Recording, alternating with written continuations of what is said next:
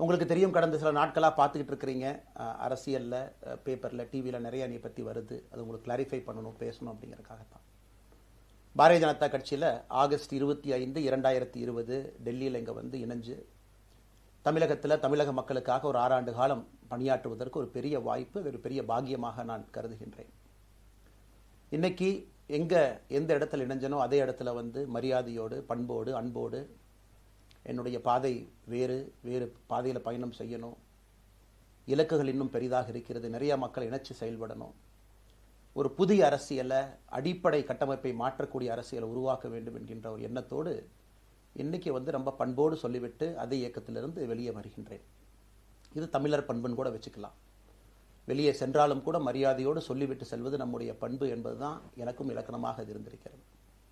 இன்றிலிருந்து நம்முடைய ஒரு புதிய பாதை, ஒரு புதிய இயக்கம், ஒரு புதிய பொலிட்டிக்கல் மூமெண்ட், அடிப்படையிலிருந்து ஒரு புதிய பரிமாணத்தோடு, பார்வையோடு பார்க்கக்கூடிய ஒரு விதத்தில் தான் நம்முடைய மூமெண்ட்டை நம்ம ஆரம்பிக்கணும். நீங்கள் எல்லோரும் சேர்ந்து இணைஞ்சு அதை ஆரம்பிக்கணும் அப்படிங்கிறது என்னுடைய பெரிய ஆசைங்க. அதற்கு முன்பு சில விஷயத்தை சொல்லணும். என்னுடைய அரசியல் பாதை என்பது ரொம்ப வளைஞ்சு நெளிஞ்சு இங்கே வந்து உங்கள் முன்னாடி நின்றுட்டு இருக்கேன். இது ஈஸி பாத் கிடையாது. ஒரு கிராமத்தில் பிறந்து ஒரு சாதாரண குடும்பத்தில், விவசாய குடும்பத்திலிருந்து வந்து ஒரு காமன் மேன் அரசியலுக்கு வர்றதே நம்ம ஊரில் நாம் ஒதுங்கிக்குவோம், வரமாட்டோம். பட் அதே போல் என்னுடைய பாதையும் கூட 2009 கேப்டன் விஜயகாந்த் அவர்களுடைய கட்சியில் தேமுதிகவில் ஐஎம் லக்னோவில் படிக்கும் பொழுது ஒரு இன்டர்ன்ஷிப்பாக 3 மாத காலம் ஆரம்பித்து, அதன் பிறகு 10 ஆண்டு காலம் கழித்து பாரதிய ஜனதா கட்சியில் ஆரம்பித்து 6 ஆண்டுகள் பாரதிய ஜனதா கட்சியிலிருந்து இன்னைக்கு தனித்துவமாக நம்முடைய இயக்கத்தை மக்கள் முன்னாடி வைக்கணும். உங்கள் முன்னாடி வைக்கிறேன். 25 வயசில் எனக்கு அந்த இன்டர்ன்ஷிப் திரு விஜயகாந்த் அவங்ககிட்ட செய்கிறக்கு ஒரு பெரிய பாக்கியம். அன்னைக்கு அரசியல்னால் என்னன்னே தெரியாமல் ஒரு புதிய அரசியலை தமிழகத்தில் கொண்டு வர முடியுமான்னு யோசித்த தருணம். இன்னைக்கு வயது 42, கிட்டத்தட்ட 17 ஆண்டுகள் போராடிக்கிட்டே இருக்கிறேன். ஒரு புதிய பாதை உருவாக்க முடியுமா, ஒரு பெட்டர் பாலிடிக்ஸ், ஒரு பெட்டர் சொசைட்டி கொண்டு வர முடியுமா. அதே நேரத்தில் நிறைய யூகங்கள், நிறைய பேர் நிறையா சொல்கிறனால இதே டெல்லியில் ஆகஸ்ட் 24, 2020 பிஜேபியில் இணைய வரும்பொழுது சூப்பர் ஸ்டார் ரஜினிகாந்த் அவங்க எனக்கு ஃபோன் பண்ணாங்க.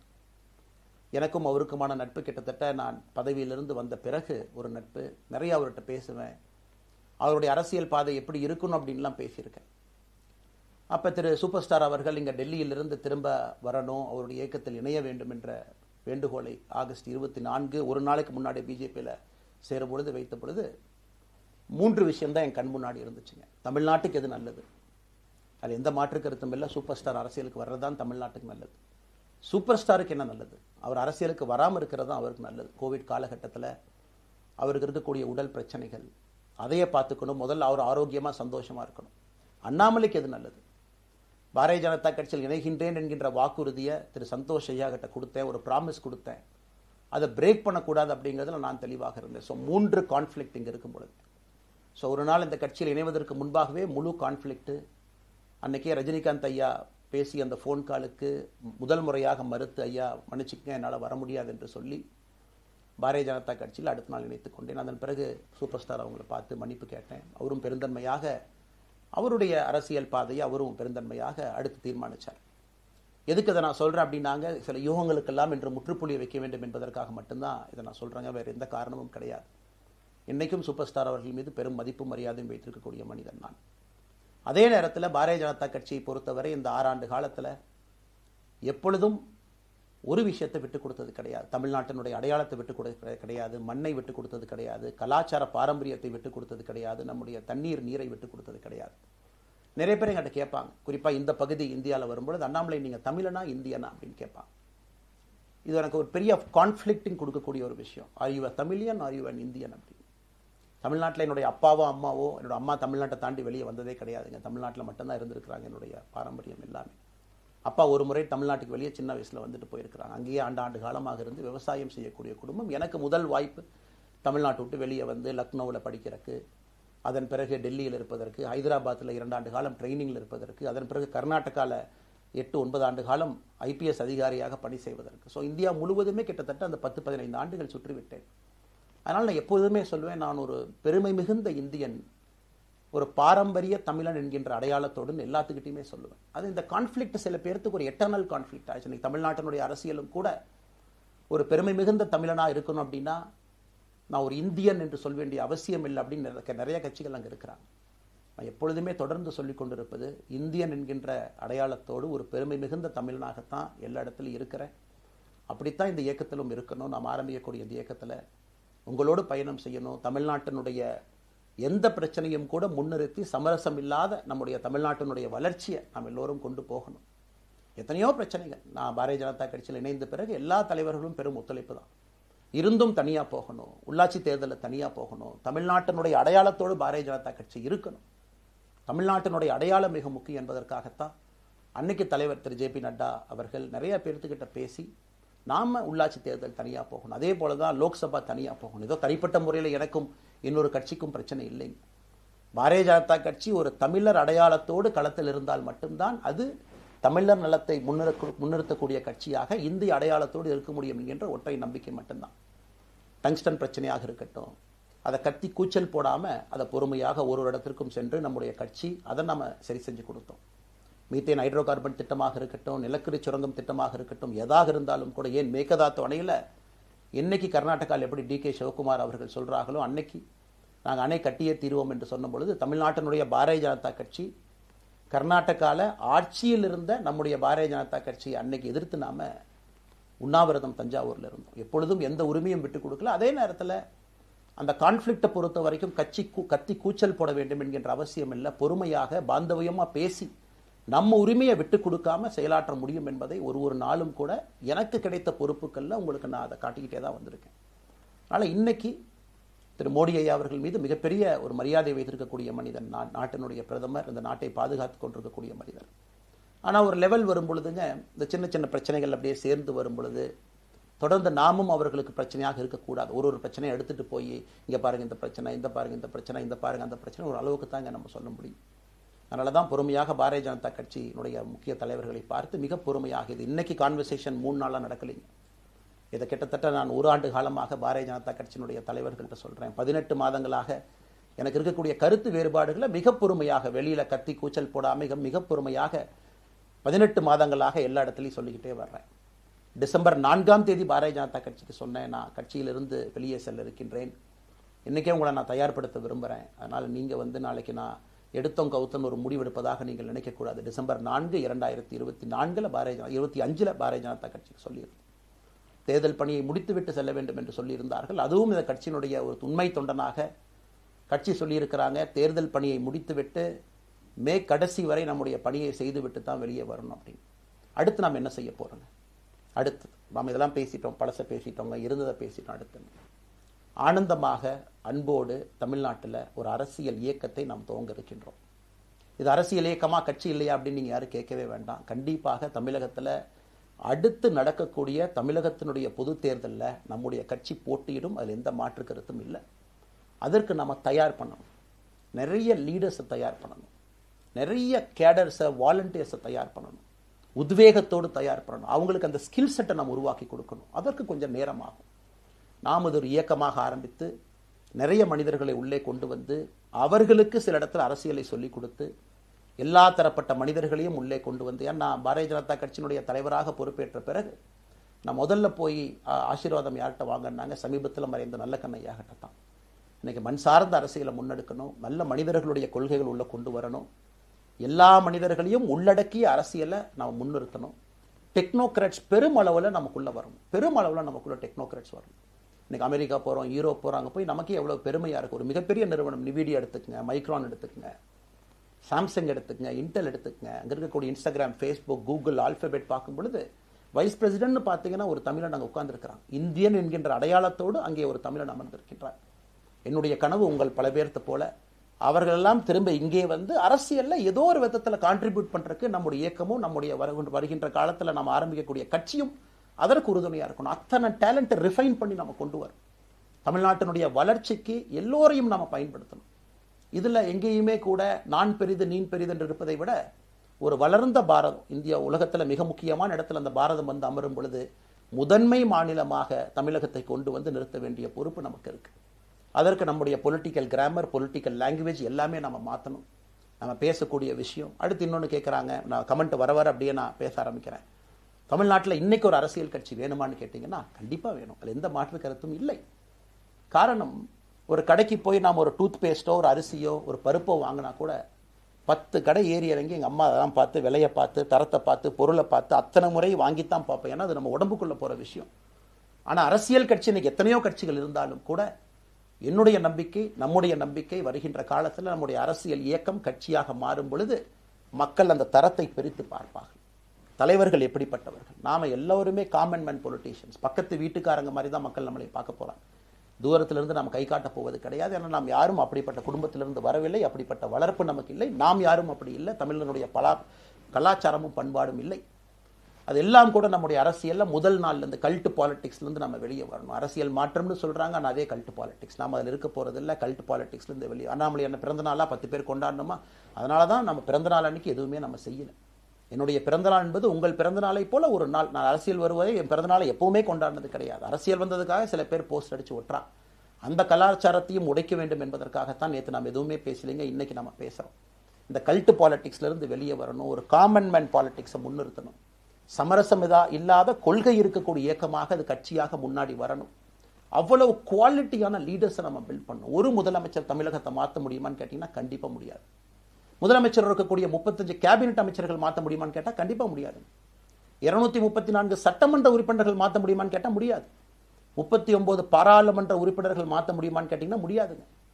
அவர்களோடு உள்ளாட்சி பிரதிநிதிகளாக இருக்கக்கூடிய கிட்டத்தட்ட 30,000க்கும் மேற்பட்ட பிரதிநிதிகள், பஞ்சாயத்து தலைவரிலிருந்து ஆரம்பித்து கவுன்சிலரிலிருந்து ஒரு கார்பரேஷன் கவுன்சிலரிலிருந்து மேயரிலிருந்து, நம்முடைய நோக்கம் எல்லா இடத்துலையும் கிளீன் பாலிடிக்ஸ் கொண்டு வரும், எல்லா இடத்துலையும் கிளீன் கவர்னன்ஸ் கொண்டு வரும், எல்லா இடத்துலையும் ஹானஸ்ட், எஃபிஷியன்ட், கேபபிள், வேலையை செய்து முடிக்கக்கூடிய திறன் படைத்த தலைவர்கள் அங்கே கொண்டு வந்து வைக்கணும். அதே நேரத்தில் பாலிடிக்ஸ் என்பது ஒரு ஃபேமிலிக்கு மட்டுமல்ல, தொடர்ந்து நாம மட்டும் இருப்போம் அப்படி இல்லைங்க. நம்ம இயக்கம் கட்சியாக மாறும் பொழுது உங்கள்கிட்டலாம் பேசி நம்ம டேர்ம் லிமிட் கொண்டு வரோம். நாம் ஒரு வித்தியாசமான கட்சினா எல்லோருக்கும் வாய்ப்பு கொடுக்கணும். 140 கோடி மக்கள் வசிக்கக்கூடிய அந்த நாட்டில், தமிழகத்தில் கிட்டத்தட்ட 8 கோடி பேர்த்துக்கு நாம் இருக்கோம். 5.5 கோடிக்கு மேற்பட்ட வாக்காளர்கள் இருக்கும் பொழுது எல்லோரையும் அரசியலுக்கு வாய்ப்பு கொடுக்கணும். டேர்ம் லிமிட் கொண்டு வரணும். எத்தனை முறை எம்எல்ஏவாக இருக்கணும், எத்தனை முறை எம்பியா இருக்கணும், எல்லோருக்கும் அது பொருந்தும், எனக்கும் அது உட்பட. The permanent leaders, permanent MLAs, permanent ministers, permanent MPs, அதை நம்ம உடைக்க போறோம். அது எந்த மாற்று கருத்தும் இல்லை. அது என்னை ஆரம்பித்து முதல் மனிதனாக இந்த இயக்கத்தில் இணைத்துக் கொண்டிருக்கக்கூடிய என்னை, ஒரு சாதாரண ஒரு மனிதராக என்னை ஏற்றுக் கொண்டிருக்கக்கூடிய ஒரு காமன் மேன் என்னை ஆரம்பித்து எல்லோருக்கும் இது பொருந்தும். இதை நாம இந்த இயக்கம் கட்சியாக மாறுகின்ற முதல் நாள்ல நம்ம சொல்ல போறோம். No chair is permanent for anybody. அதில் நம்ம ரொம்ப தெளிவாக இருக்கின்றோம். புதியவர்கள் வரணும், வந்துகிட்டே இருக்கணும். It should flow like a water. New ideas வரணும், அந்த ஸ்ட்ரீம் போய்கிட்டே இருக்கணும். நம்மை தாண்டி இந்த இயக்கம் நிற்கணும். This movement should stand beyond us, not in name but in purpose and pursuit of excellence. இதெல்லாம் ஏதோ அண்ணாமலை அப்படிங்கிற பேர் கிடையாதுங்க. அதனால தான் ரொம்ப யோசிச்சு நாம கொண்டு வந்திருக்கோம். www.vetheleader.org அப்படிங்கிற அமைப்பு ஏற்கனவே 2020 நாங்கள் எல்லாம் சேர்ந்து ஆரம்பித்த அமைப்பு. நான் பேசி முடிச்சோன்னா அந்த லிங்க் உங்களுக்கு லைவாக வந்துடும். vetheleader.org-ல நீங்கள் உங்களை வாலண்டியராக இன்னைக்கு பொலிட்டிக்கல் ஒரு மூமெண்ட்டில் உங்களை நீங்கள் நினைச்சுக்கணும். நாம எல்லோரும் ஒன்று சேர்ந்து பேசுவோம். அதனால தான் இன்னைக்கு கோயம்புத்தூரில் இன்னொரு அறிவிப்பும் கூட கொடுக்கணும். எல்லாத்தையும் டைரக்டாக எப்படி நம்ம பாலிடிக்ஸ்குள்ளே கொண்டு வர போகிறோம். APJ Abdul Kalam centre for ethics and politics, APJ Abdul Kalam ஐயாவுடைய பேரில் கோயம்புத்தூரில் வீத லீடர்ஸ்க்கு கீழே நாம பாலிடிக்ஸ்ல எத்திக்ஸ்க்காக ஒரு சென்டர் ஆரம்பித்து வருகின்றவங்க எல்லாமே இதுக்குள்ள ட்ரெயின் ஆகி தான் வெளியே வருவாங்க. உள்ளாட்சி தேர்தலில் நிற்கிறாங்க, they will get trained, come and stand in local body election. MLA election நிற்கிறாங்க, they will get trained, they will come and stand in election. அவங்க எங்க நின்னாலும் கூட ஒரு ப்ராசஸ்ல நாம் அவங்கள ட்ரெயின் பண்ணி, அவங்கள ஷேப் பண்ணி, ஒரு கம்யூனிட்டியினுடைய நீட்ஸ் அண்டர்ஸ்டாண்ட் பண்ணி அரசியல் செய்யக்கூடிய மனிதர்களாக நாம் அவங்கள கொண்டு வர போறோம். நாம் யாருக்கும் போட்டி கிடையாது. ஆளுங்கட்சி இருக்கு, நிறைய எதிர்கட்சி இருக்கு, எல்லோரும் இருக்கட்டும், சந்தோஷமா இருக்கட்டும், அவங்கவுங்க கொள்கையை சொல்லட்டும். நம்முடைய கொள்கையும் வருகின்ற காலத்தில் நம்ம எல்லோரும் இணைஞ்சு நம்ம கொள்கையை சொல்ல போறோம். இன்னைக்கு நான் ஏபிஜே அப்துல் கலாம் ஐயா அப்படிங்கிற பேரை உங்க முன்னாடி சொன்னதுக்கான காரணம் என்னன்னா, அவரை நான் மாணவனா பார்த்திருக்கிறேன், ஐபிஎஸ் அதிகாரியா பார்த்திருக்கிறேன், கேள்விகள் கேட்டிருக்கேன், லைவா அவர் பேசினதை கேட்டிருக்கேன். அவர் சொன்ன அத்தனை கான்செப்ட் இன்னைக்கு நமக்கு எப்போ பொருந்தோம், இன்னைக்கு பொருந்தும். எப்பவோ சொன்னார் விஷன் 2020, எப்போ சொன்னாருங்க? 2020. நம்ம 2020ங்கிறது 2000த்துல சொன்னார். நாம அந்த கோல் போஸ்ட் அப்படியே மாத்திட்டோம். அது மட்டும் இல்லை, அன்னைக்கு சொன்னாரு கிராமப்புறத்திலிருந்து நகரத்துக்கு யாரும் போகக்கூடாதுன்னா புறா providing urban amenities and rural areas, கிராமப்புறத்தில் அவ்வளவு ஃபெசிலிட்டியை கொண்டு வரணும். அது எல்லாம் கூட இன்னைக்கு யாருக்கு பொருந்ததோ இல்லையோ நம்முடைய சமுதாயத்துக்கு பொருந்தும். அவ்வளோ விஷயங்கள் சொல்லியிருக்கக்கூடிய ஏபிஜே அப்துல் கலாம் ஐயா நமக்கு மிக முக்கியமானவர். அவருடைய கருத்தியல் நமக்கு மிக மிக முக்கியமானது. ஒரு தேசிய மனிதராக, பெருமை மிகுந்த தமிழனாக வாழ்ந்து மறைந்திருக்கக்கூடிய ஒரு அற்புதமான மனிதர். நிறைய நம்முடைய தலைவர்கள் இருக்காங்க. அத்தனை கொள்கைகளும் வேண்டும்.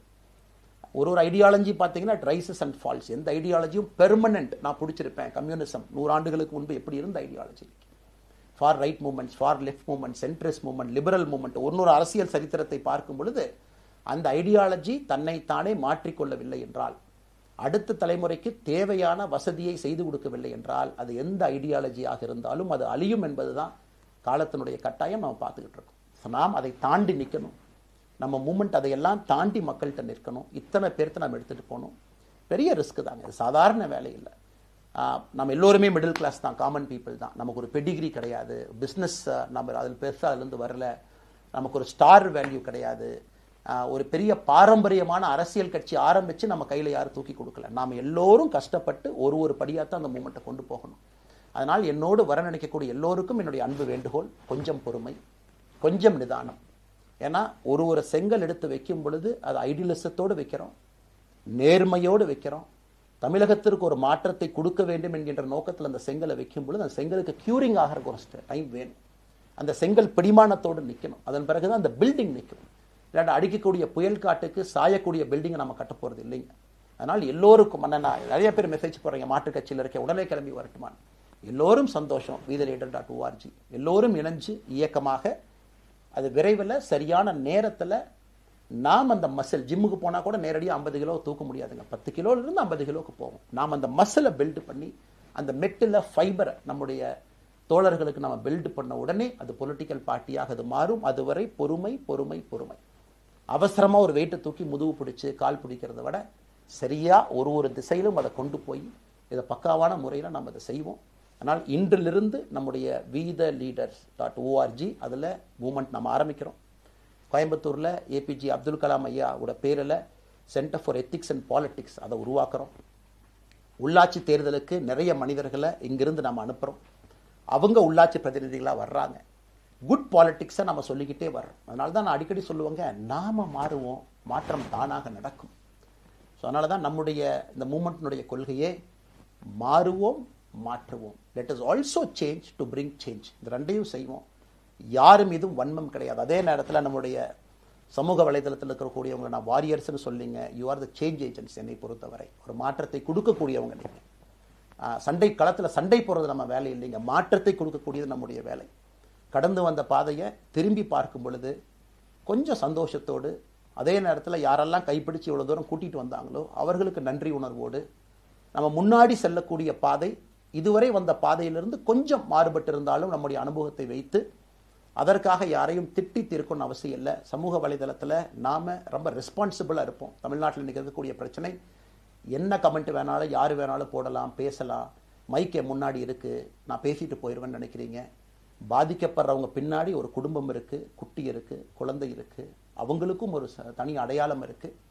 அது என் சைட்லேருந்து தெரியாமல் ஏதாவது தவறு நடந்திருந்தாலும் கூட, என்னை ஆதரித்து செய்பவர்கள் ஏதாவது தவறு செய்திருந்தாலும் கூட அதற்காக இந்த நேரத்தில் நான் மன்னிப்பும் கேட்டுக்கிறேன். இப்போ இருந்து நம்முடைய பாதை, முன்னாடி செல்லக்கூடிய பாதை என்பது மக்களுக்கான பாதை, ஒரு பாசிட்டிவான பாத். காமன் மேன் பாலிட்டிக்ஸை நம்ம பில்ட் பண்ணுறோம், ஃபவுண்டேஷனோடு மேலே வரப்போகிறோம். தமிழ்நாட்டை எல்லா இடத்திலும் கூட கீழிருந்து மேலே வரை அந்த மாற்றத்தை கொண்டு வர போகிறோம். அதனால தான் நான் இன்ஸ்டாகிராம் லைவ்ல வந்தேன். ஒரு புதிய தலைமுறையை நம்ம அரசியலுக்குள்ள கொண்டு வரணும். அவங்களை ஒதுக்கி வைக்க முடியாது. ஏன் அப்படி ஓட்டு போடுறாங்க, ஏன் அப்படி ஓட்டு போடுறாங்க கேட்க முடியாது. They are hungry for change. மாற்றம் வேண்டும் என்று துடித்துக் கொண்டிருக்கின்றார்கள். உடனே நடக்கணும். யூரோப்பியன் கண்ட்ரி போகிறாங்க, டூர் பார்க்குறாங்க, சோஷியல் மீடியாவில் பார்க்குறாங்க. தமிழ்நாட்டில் ஏன் நாளைக்கு காலையில் நடக்கலைங்க? அதே நேரத்தில் நம்முடைய பெரியவர்கள் எத்தனையோ பேர் நான் பார்க்குறேன், வயசான நம்முடைய பெரியவர்கள் நடந்து போகிறதுக்கு கூட இன்றைக்கி ஒரு பார்க் நமக்கு கிடையாது. சாயந்தரம் ஆனந்தமாக இத்தனை காலமாக உழைத்து விட்டு வீட்டில் இருக்கிறாங்க. ஓய்வெடுக்கக்கூடிய நேரத்தில் கூட ஒரு கிரீன் ஸ்பேஸ் அர்பன் ஏரியாவில் கிடையாது, ரூரல் ஏரியாவில் கிடையாது. இத்தனை 60 ஆண்டு காலம் இந்த நாட்டில் வாழ்ந்தும் கூட கடைசி 20 ஆண்டுகள் நிம்மதியாக இருப்பதற்கான கட்டமைப்பை நம்ம உருவாக்கல. ஸோ எல்லாத்தையும் நம்ம யோசிக்கணும். ஒரு பக்கம் ஜென்சி, ஜென் ஆல்ஃபா யூத் இருக்காங்க, அந்த வேகத்துக்கு தீனி போடணும்.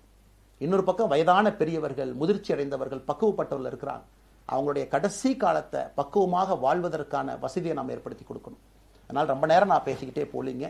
அதனால் நிச்சயமாக வருகின்ற காலத்தில் நிறைய பேசுவோம், நிறைய விஷயங்களை நாம் பேசுவோம், நிறைய விஷயங்களை பகிர்ந்து கொள்வோம். அதனால் நிச்சயமாக நமக்கு நல்லது நடக்கும். இன்னொரு கேள்வி கேட்டிருக்கீங்க. ஏன்னா நான் பேச பேச அது அப்படியே மேலே வந்துட்டு இருக்கேன். எனக்கு இது புதுசுங்க, அப்படியே நானும் மேனேஜ் பண்ணி பேசிட்டு இருக்கேன்.